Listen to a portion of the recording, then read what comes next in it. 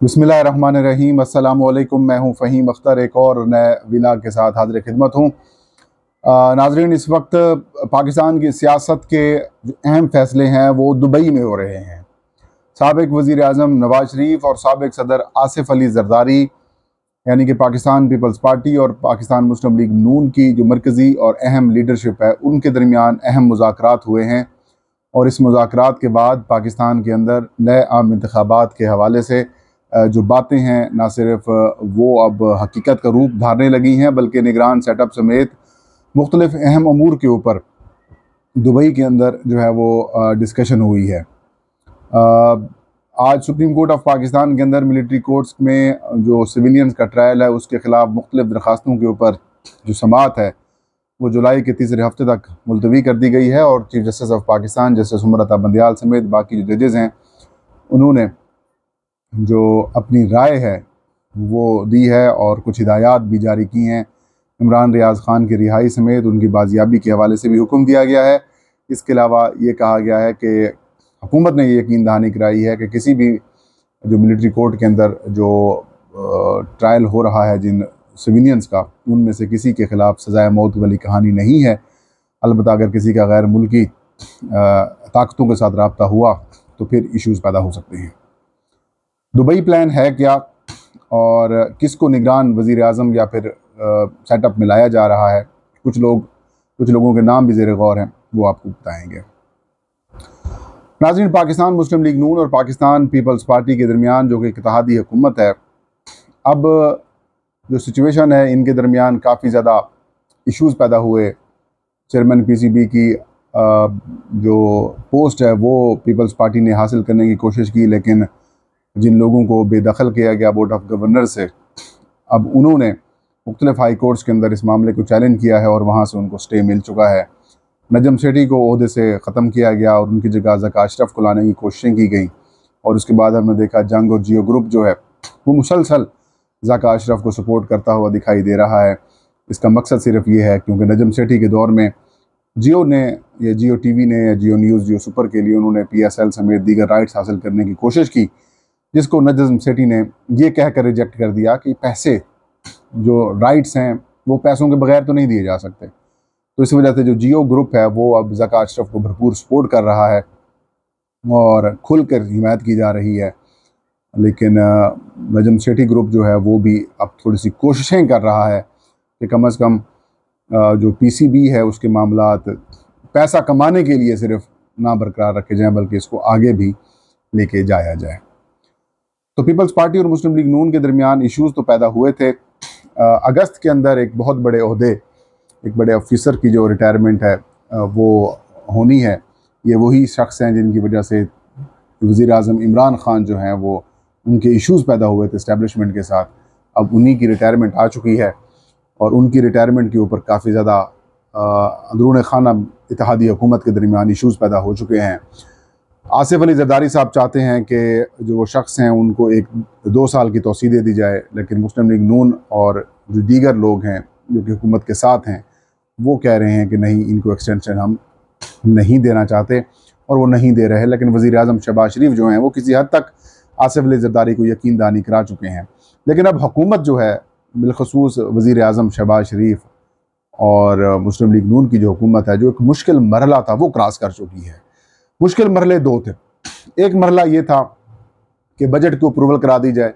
Budget की मंजूरी हो चुकी है, कायम मकाम सदर सादिक संजरानी ने उसकी साइन भी कर दिए हैं। 1 जुलाई से जो बजट है वो नाफिज़ुल अमल भी हो जाएगा। इसके अलावा IMF की डील थी, वो भी आलमोस्ट मामलात जो हैं वो तय हो चुके हैं।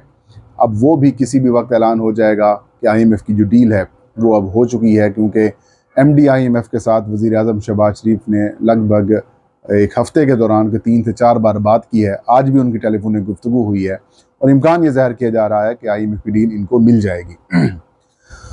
IMF की डील मिल जाती है तो उसके बाद हुकूमत ने अगले 1 महीना ही गुजारना है, मतलब 12 अगस्त को असम्बलीज़ जो हैं वो डिज़ाल्व हो जाएंगी और जुलाई बस आने वाला है। तो 1 महीना 10-12 दिन होंगे। तो इस 10-12 दिनों, 1 महीना 10-12 दिनों में इन्होंने क्या करना है, क्या मतलब इतने बड़े पैकेजेस, क्या मैक्सिमम पेट्रोलियम मसनूआत की कीमतें कम कर सकते हैं, बिजली की लोड शेडिंग पर ये काबू कर नहीं पा रहे, इनके लिए इश्यूज़ पैदा हो रहे हैं। तो ऐसे में मुस्लिम लीग नून ये चाहती है किसी ना किसी तरीके से या तो कब्ल अज़ वक्त असम्बली तहलील करके इलेक्शन की तरफ चले जाएं, नहीं तो वक्त पूरा करके हम निकल जाएं।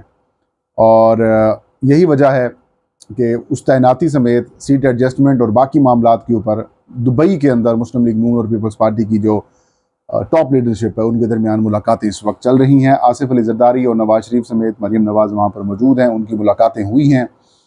और एक मुलाकात हुई है, पहली मुलाकात के अंदर आसिफ अली जरदारी ने पंजाब के अंदर सीटें मांगी हैं और ये कहा है कि हमें कुछ नशिस्तें ऐसी दे दी जाएं, जिसके ऊपर मुस्लिम लीग नून ने फिर जवाब में कहा कि हमें सिंध से सीटें दे दें। यानी कि वहाँ पर मुस्लिम लीग नून, अगर पीपल्स पार्टी का जहाँ पर कौमी असम्बली का उम्मीदवार होगा वहाँ पर मुस्लिम लीग नून अपना उम्मीदवार खड़ा नहीं करेगी, और जहाँ पर मुस्लिम लीग नून का हो तो पीपल्स पार्टी वहाँ पर सपोर्ट करेगी।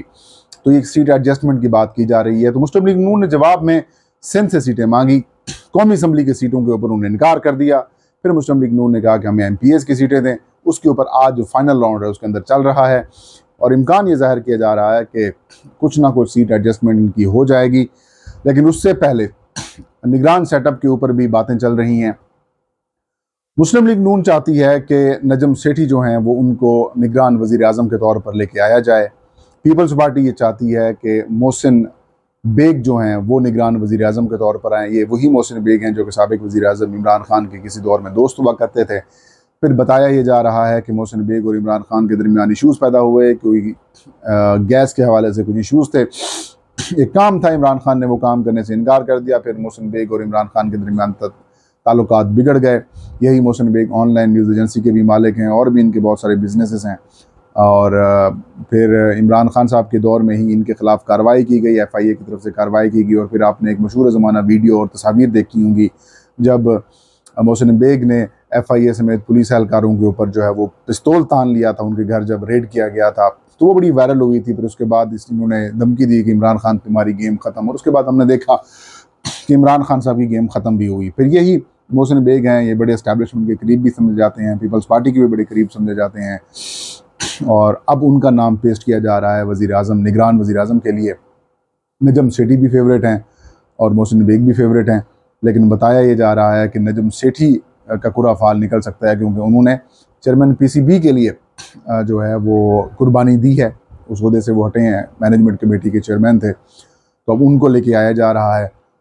दूसरा सीट एडजस्टमेंट भी पीपल्स पार्टी मुस्लिम लीग नून के अंदर हो रही है। निगरान सेटअप समेत असम्बली कब तहरील होनी है इसके ऊपर भी डिसीजन होने हैं। और एक अहम जो पोस्ट है जिसकी मैंने पहले बताया कि निगरान सेटअप के अलावा जो वो तैनाती या फिर यूँ कहें कि उनके जो कॉन्ट्रैक्ट है या फिर उनको जो कॉन्ट्रैक्ट देना है, तोसी देनी है, एक्सटेंशन देनी है, उस हवाले से भी डिस्कशन चल रही है।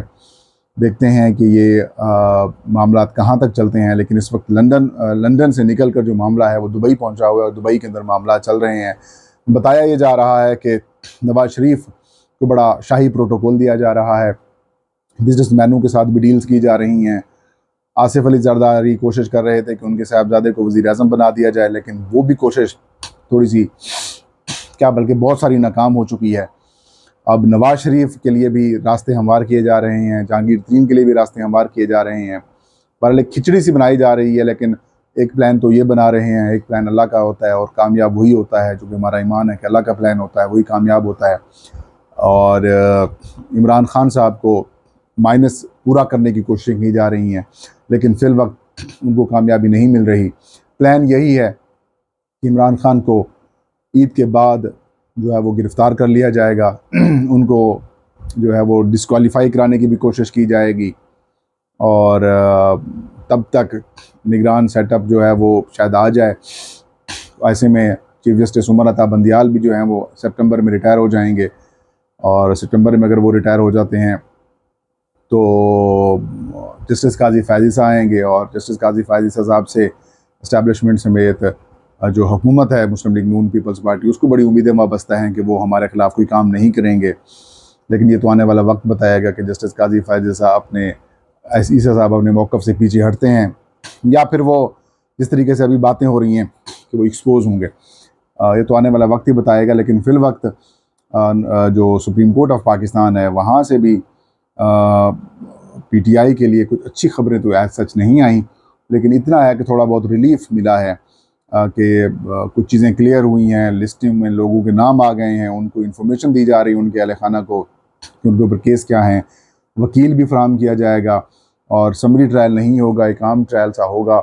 और उसके बाद ये कहा जा रहा है कि उनकी अपील भी हो सकेगी, वो काबिल ज़मानत मुकदमात भी होंगे। तो अब सिचुएशन जो है वो दिन ब दिन बेहतर होती जा रही है। लेकिन मुझे ऐसा लगता है, ये मेरी सेंस कह रही है कि इमरान खान जो है वो मेरे ख्याल में बाउंस बैक करेंगे और बड़ा स्ट्रांगली बाउंस बैक करेंगे क्योंकि उनके लोगों को तो तोड़ लिया गया है, लेकिन अभी तक वोटर्स जो है वो इमरान खान के साथ है।